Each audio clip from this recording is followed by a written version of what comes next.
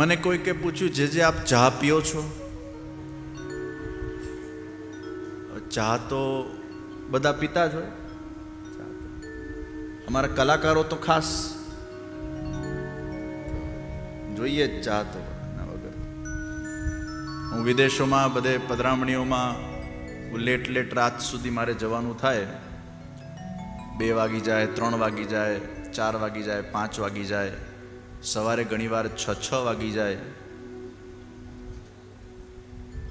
તો પછી સ્વાભાવિક છે કે જોકા આટલા લેટ પધરામણીઓ ચાલે, જોકા ખાઈએ એટલે પછી લોકો ચા બનાવે કે જે આ ટોનિક છે, આ લઈ લો. આ ચાથી એલર્ટ થઈ જવાય, સ્વાભાવિક છે. પછી મેં એક દિવસ વિચાર કર્યો કે આપણે આટલા બધા ચાના દાસ બની જઈએ, એ કેમ ચાલે? અને આ દુનિયામાં કોઈ એવી વસ્તુ તો છે નહીં કે જેના વગર ન ચાલે. કોઈ પણ વ્યસન ખરાબ છે ને, ભલે ચા તો શુદ્ધ વ્યસન છે, પેલી રીતે ખરાબ નથી, બધા જ પીતા હોય છે. પણ છતાંય મને એમ થયું એક દિવસ કે આ ચા પણ આપણને બાંધે કેમ? પેલું 4 વાગે એટલે પેલું અલાર્મ વાગે, ના પીવું જ પડશે ચા, એની યાદ આવવા લાગે, વિક્ષેપ થાય આપણા મનમાં. એટલે મેં આ વખતે બેસતા વર્ષે મારા બુદ્ધિ દ્વારા સ્ટ્રોંગ નિર્ણય લીધો કે ચા છોડવી છે, અને મેં છોડી દીધી. તો એ પેલો મંજીભાઈ પાછો આમ કુદાકૂદ તો કરે. આ કથા આવવાની હતી ને, એટલે મંજીભાઈ કૂદ્યો કે વ્રજરાજ કુમાર, કથામાં તો પીવી જ પડે, નહીં તો ન હાલે. પણ મેં એને બુદ્ધિ દ્વારા પાછું કીધું, ના, હવે છોડેલી વસ્તુ ક્યાં પાછી લેવી. એટલે હું આપ સૌને પણ ખાસ અનુરોધ કરું છું, જેટલા લોકો ચા પીએ છે, કેટલા લોકો ચા પીએ, જરા હાથ ઊંચા કરે. વાહ, ઓહો હો હો હો, આટલા હાથ ઊંચા તો રાધેશ્યામમાં નથી થતા. કેટલા લોકો ચા નથી પીતા, જરા હાથ ઊંચો કરે. નથી પીતા, સુખી માણસો છે. હવે મને સાચું કહો, આ મેં મારો દાખલો એટલે આપ્યો કે મારે આ કંઈ આનું પબ્લિસિટી કરવાની જરૂર નથી. પણ મને એમ લાગ્યું કે કદાચ હું આ વાત તમને કહું અને તમારામાંથી 2-5-50 લોકોને કદાચ એવી પ્રેરણા થઈ જાય કે હિન્દુ વૈષ્ણવ પ્રેરણા મહોત્સવના 9મા દિવસે આ અમને જે સૌથી વધારે બંધન કરતા જે વસ્તુ છે એને અમે છોડીએ. એવું થાય કે ના થાય? હવે મને સાચું કહો, કેટલા લોકો ચા છોડવા માંગે છે પણ છૂટતી નથી? હાથ ઊંચા કરે. અચ્છા, માંગે છે જ બહુ ઓછા લોકો. આ જ ઉપાધિ છે. એક ભાઈ મને પધરામણીમાં મળ્યા, મને કે મેં 8 મહિના સુધી ચા છોડી દીધી, તો વળી કેમ ચાલુ કરી પાછી? એ કે મને લાગ્યું બધું છોડીને બેસી જે कुछ तो चाहिए लाइफ में, तो लाइफ में पाने के लिए और बहुत सारी चीजें तूने चाह को पसंद किया. पहला 2 દિવસ અઘરું લાગે, ત્રીજો દિવસ એ પણ કઠિન. 8 દિવસ 9 દિવસ જે લોકો જલ ઉપર વ્રત કરે છે, 3 દિવસ એટલે અઘરું લાગે, પછી યુઝ ટુ થઈ જાય છે બોડી. આ 72 કલાકનું પેન છે. 72 કલાકના પેનને જો તમે કદાચ સ્વીકારી લો, સહન કરી લો, તો પછી ધીરે ધીરે કરતા કરતા, અને એના ફાયદા બહુ છે. પછી મેં ચા છોડીને એટલે મને ભૂખ બહુ લાગવા લાગી, તરસ લાગવા લાગી. એટલે મને ખબર પડી કે આ ચા તરસને દાબી દેતી હતી, ભૂખને દાબી દેતી હતી. ભૂખ અને તરસને આપણને આમ ઇલ્યુઝન ઓફ એનર્જી આપે, ફેક એનર્જી આપે, જે આપણને ફ્રૂટ્સમાંથી કે ફૂડમાંથી કે જલમાંથી જે રિયલ એનર્જીની પ્રાપ્તિ થવી જોઈએ એની પેલી ચા એ દાબી કાઢે, ફેક એનર્જી આપે. અને ખરેખર એટલી શાંતિનો હવે અનુભવ થાય છે કે આ ચાના ચંગુલમાંથી બહાર નીકળ્યા.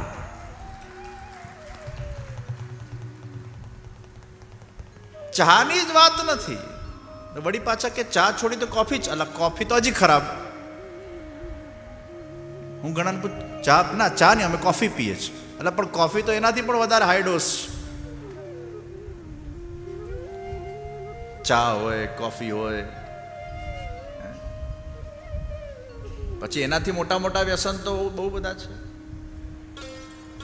આપણા ગુજરાતીઓ બહુ સરસ નામ આપ્યું, માવો. નામકરણ એવા એવા કર્યા. માવો કરે રોજ દાવો, માવો.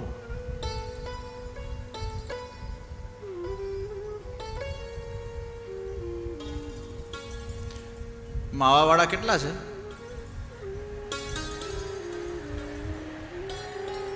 અવાજ ક્યાં કરો છો? હાથ ઊંચા કરો.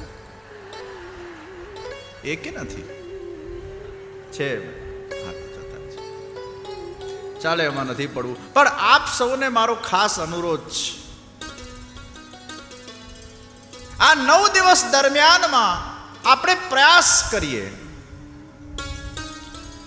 કે જેનો જે કંઈ પણ વ્યસન હોય, અને આસ્થા ચેનલના માધ્યમથી પણ વિશ્વભરના લોકો જ્યાં ટેલિકાસ્ટને ઘરે બેઠા નિહાળી રહ્યા છે, સૌ દર્શકોને પણ મારી અપીલ છે કે આ મહોત્સવના પૂર્ણાહુતિના દિવસે આપણે બધા ધીરે ધીરે અત્યારથી જ આ બીજા દિવસથી જ આપણી બુદ્ધિને એ રીતે ટ્રેન કરતા જઈએ કે છેલ્લે જે કોઈ પણ આપણો વ્યસન છે એને છોડવા માટે આપણી બુદ્ધિ તૈયાર થાય, પરિપક્વ થાય અને પોતાના મનને ધીરે ધીરે મનાવવા માટેના પ્રયાસો કરે. અને હું આપને ખરેખર કહું છું, આપ એકવાર નિર્ણય લઈ લેશો, 3 દિવસ ખાલી અઘરું પડશે. 72 કલાક સાચવી લેજો, ભલે ઊંઘતા રહેજો, 72 કલાક બીજું કંઈ જ કામ નહીં કરતા, ઊંઘતા રહો, ઊંઘતા રહો, ઊંઘતા રહો. પણ એક 3 દિવસનું આ ઇન્વેસ્ટમેન્ટ તમે કરશો, ભલે વેસ્ટ જશે 3 દિવસ, પણ તમારા 30, 40, 50 વર્ષોને સુધારી નાખશે. ये 3 दिन का खाली खेल है. અને આ મારી વાત તમને કદાચ જો સ્પર્શે તો પ્રયત્ન કરજો. 3 દિવસ ખાલી અઘરા પડશે, 4થા દિવસથી તમારું બોડી એટલું યુઝ ટુ થવા લાગશે. પછી ભલે વચ્ચે વચ્ચે એમ લાગે પી લઈએ, પણ તમારે બુદ્ધિ દ્વારા તમારા મનનું નિયંત્રણ કરવાનો. કારણ કે મન નિયંત્રિત થઈ જ જાય, બુદ્ધિ અગર પરિપક્વ હોય, બુદ્ધિ અગર નિશ્ચય કરી લે, અને પછી એમાં ભગવાનની કૃપા તો છેલ્લે જોઈએ જ. પ્રભુ કૃપાથી બુદ્ધિનો એ નિર્ણય સફળ થઈ જાય છે. ધિયો યો નઃ પ્રચોદયાત. આપણી બુદ્ધિ ગેરમાર્ગે ન દોરાય, અને એટલે જ પ્રભુને આપણે વિનંતી કરીએ. મહાપ્રભુજીએ ગાયત્રી ભાષ્યમાં આજ્ઞા કરી કે હે પ્રભુ, આ ગાયત્રી મંત્રનું જ્યારે અમે પઠન કરીએ ત્યારે અમારી બુદ્ધિને તમારી લીલામાં તમે પ્રેરો. हे प्रभु, हमारी बुद्धि आपकी लीला के अंदर लीला का अनुभव करने लगे, आपका चिंतन होने लगे, आपका हमें सदैव ध्यान होने लगे. आंख બંધ કરીએ ને પ્રભુનું આપણને ચિંતન થઈ જાય, સ્મરણ થઈ જાય, ધ્યાન થઈ જાય. આંખ બંધ કરીએ અને પ્રભુના લીલાઓના દર્શન થવા લાગે. આંખ બંધ કરીએ એમ પ્રભુનું સુંદર ચિત્ર આપણા સામે દ્રષ્ટિગોચર થવા લાગે. આંખ બંધ કરીએ અને પ્રભુના નયન કમલના આપણને દર્શન થઈ જાય. આપણી બુદ્ધિ પ્રભુના લીલામાં જોડાતી જાય. તો ગાયત્રી મંત્ર કરતી વખતે પણ ભાવના કૃષ્ણના લીલામાં બુદ્ધિ જોડાય તે ભાવનાથી ગાયત્રી મંત્ર કરવાનો છે, નક્કી ગાયત્રી દેવીને રીઝવા માટે. તો જેટલા પણ દેવી દેવતાઓ છે, મહાપ્રભુજી આજ્ઞા કરે છે, આ બધા વિભૂતિ છે ભગવાનની, અને એમાં આ દૃષ્ટિ રાખવી.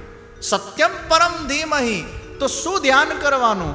સુબુદ્ધિના અંદર વિચાર કરવાનો. તમે કોઈ વસ્તુને જોઈ, એ વસ્તુને એપ્રિશિએટ કરી, ઇટ્સ અ ગુડ થિંગ, પણ હજી એના ડીપમાં જાઓ. આનો નિર્માતા કોણ છે? આનો નિર્માતા એ મારા સત્યમ પરમ ધીમહી, એ મારા કૃષ્ણ છે, એ મારા પ્રભુ છે. તો જેને આ વસ્તુ બનાવી એના ધ્યાન તરફ આપણી બુદ્ધિ પ્રેરાતી જાય, અને ધીરે ધીરે આપણી દૃષ્ટિના અંદર ક્યાંય પણ આપણી દૃષ્ટિ જાય ત્યાં આપણી બુદ્ધિના અંદર બેક ઓફ માઇન્ડ આ વિચાર હંમેશા પરિપક્વતાથી આવવો જોઈએ કે આને બનાવનાર એ મારા શ્યામ સુંદર શ્રી કૃષ્ણ છે. અને તેમ કરતા એના બુદ્ધિમાં ભગવાનનું ધ્યાન સતત ચાલ્યા કરે, સતત ચાલ્યા કરે, સતત ચાલ્યા કરે. ધિયો યો નઃ પ્રચોદયા. કેટલી સુંદર ભાવના પ્રગટ કરી છે. અત્યારે આપણે કોઈ પણ વ્યક્તિને જોઈએ, વસ્તુને જોઈએ, કોઈ સુંદર ફૂલને જોઈએ, કોઈ સરસ વૃક્ષને જોઈએ, કોઈ સરસ પહાડને જોઈએ, કોઈ સરસ નદીને જોઈએ, કોઈ પ્રકૃતિને જોઈએ.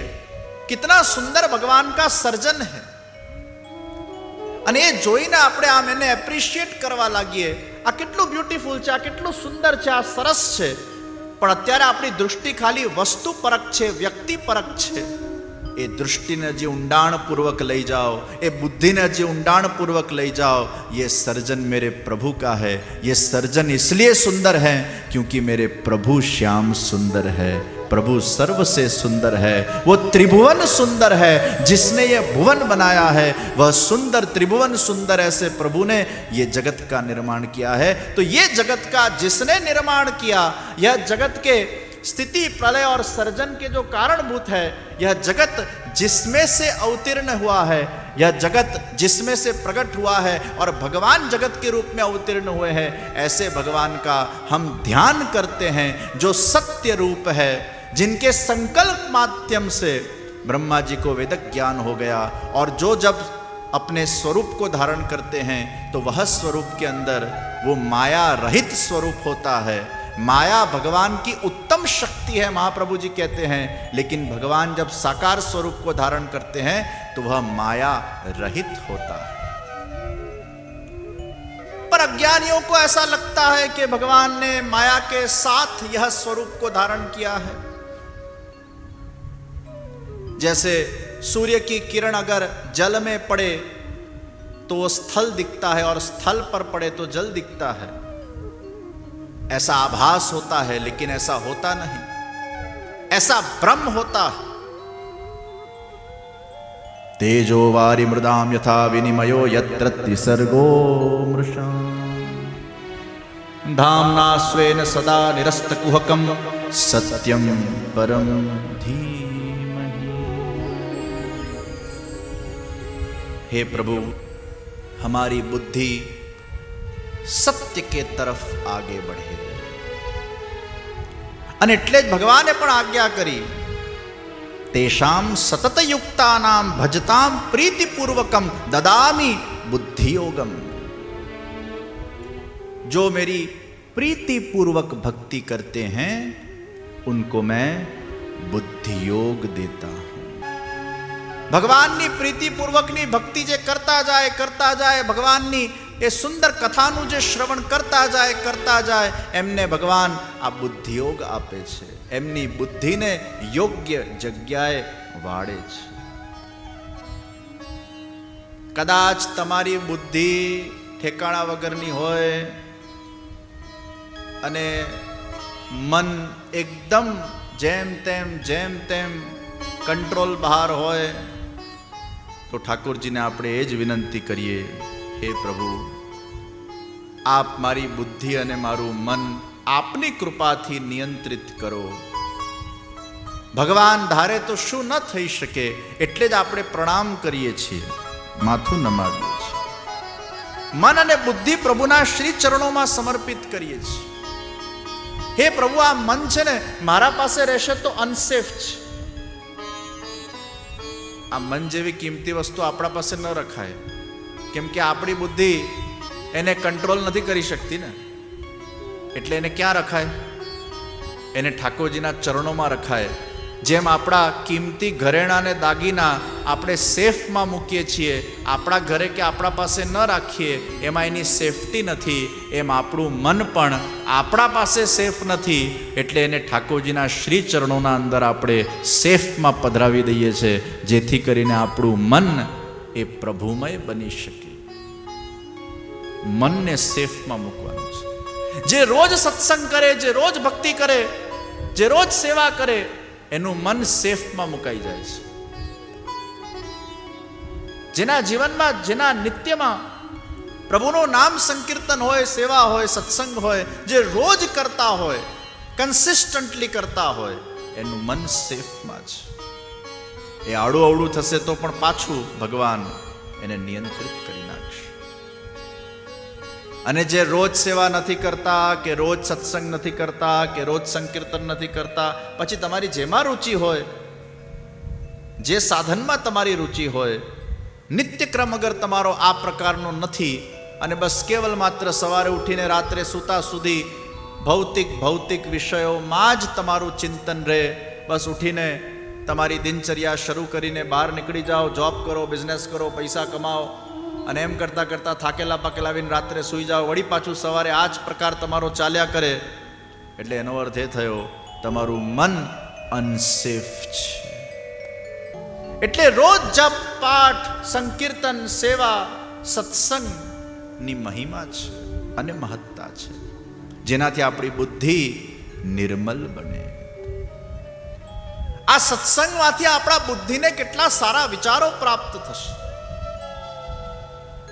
આ સત્સંગમાંથી તમે બહાર જશો, આપણા 9 દિવસના મહોત્સવને પરિપૂર્ણ કરશો, એટલે કેટલા બધા વિચારોનું ભાતું લઈને તમે જશો. પછી જીવનના ડગલે પગલે કદાચ કોઈ પણ એવા વિષયો પેદા થાય, તમારું મન કદાચ ડગમગું થઈ જાય, તો પણ તમે તમારા બુદ્ધિ દ્વારા એને સમજણ આપી શકશો કે બેટા મન, ખબર છે આપણે હિન્દુ વૈષ્ણવ પ્રેરણા મહોત્સવમાં ગયા હતા અને ભાગવત કથાનું આપણે શ્રવણ કરેલું, એમાં આપણે કયા કયા સિદ્ધાંતોનું ચિંતન કર્યું હતું, કયા કયા પ્રસંગો આપણે શ્રવણ કરેલા, કઈ કઈ વાતો આપણે સાંભળેલી, એ બધું જ ચિંતન તમારા અંદર હશે, તમારા બુદ્ધિમાં હશે, અને એ તમારી જ બુદ્ધિ તમારા મનને મનાવવા માટે તૈયાર થઈ જશે.